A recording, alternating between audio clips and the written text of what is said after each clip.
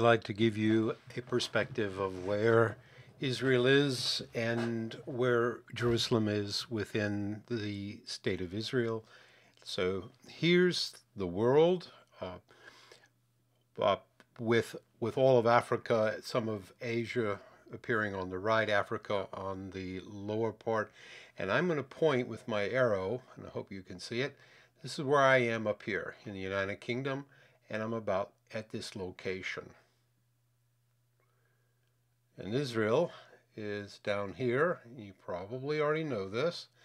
It is at the eastern end of the Mediterranean Sea. The Mediterranean Sea, of course, is this mostly east-west running large body of water bounded by the African continent on the south side, the European continent on the north side. It opens to the Atlantic on the west through the Straits of Gibraltar, and it is enclosed here on the right side and the eastern side by Saudi Arabia and the Arabian Peninsula. And Israel is right here at the eastern end, and we'll zoom in for that a little bit and move it more to the center. You can see it. It's a very small country, actually, as far as countries go, and I'll just emphasize how small. This is the northern border here with Lebanon, and this is the southern tip down here with which borders Egypt. Egypt is the Sinai here, and all of this over here. This is on the African continent. The African continent is separated from the Arabian Peninsula by uh, this body of water here called the Red Sea. And there's, of course, the Suez Canal going this way here through here. And Israel is just this little piece here. Now, if I zoom in a little bit, well, here's Jordan over here on the right, and this is Lebanon in the north, Syria here in the northeast, and Iraq, which also borders Iran, is a little bit further out from Jordan. So you can see that there are several countries that are close to Israel. And I should mention down here in the lower right corner, this is Saudi Arabia. But let's focus now a little bit more on Israel, and I'll take you zooming in here. So you can start to see some of the details open up. And we've already talked about Israel from a geographic standpoint. It's green here in the upper part of the country, and on the southern part it's very dry and deserty to the extreme. Here is the lowest point on the planet. It's called the Dead Sea. Nothing is lower than this location right here. And Jerusalem is here between the green and the desert right here.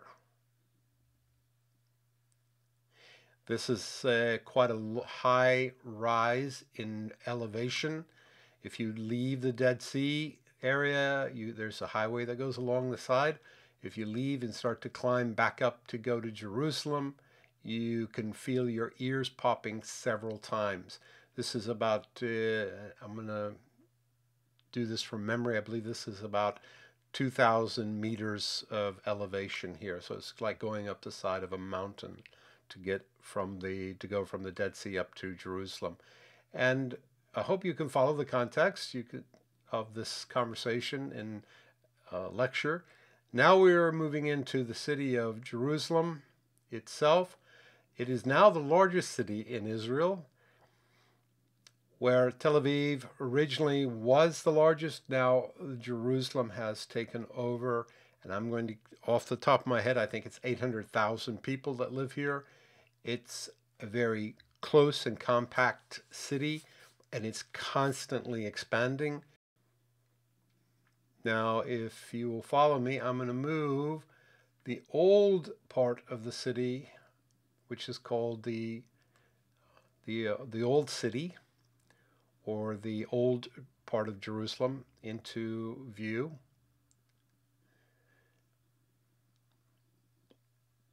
This part of the city is actually walled. There's a wall that follows my pointer all the way around like this.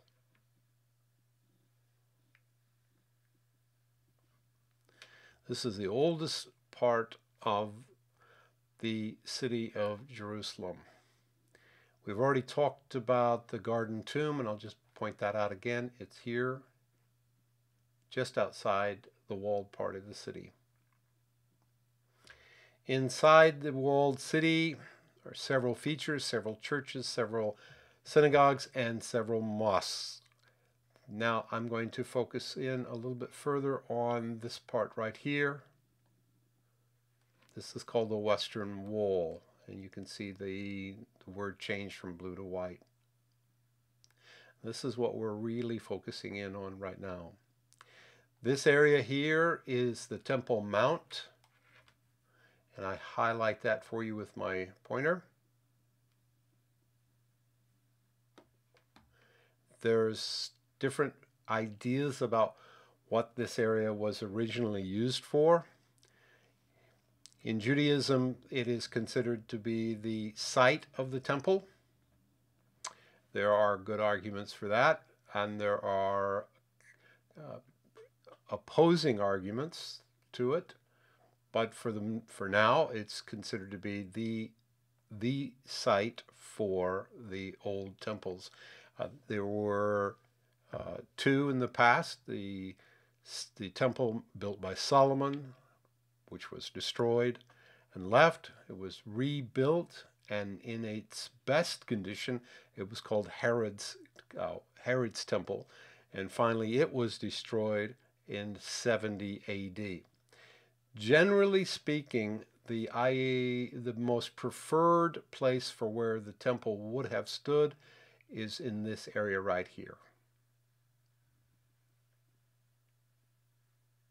All right? But we're going to focus in on a tunnel that is along this wall.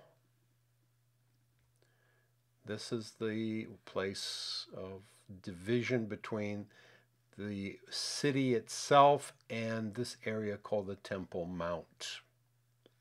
And we're going to focus in right on this here. Now it's getting a little blurry.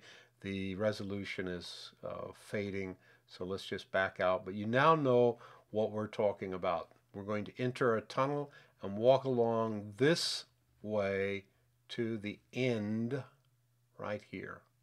And that'll be all underground. Let me zoom in again.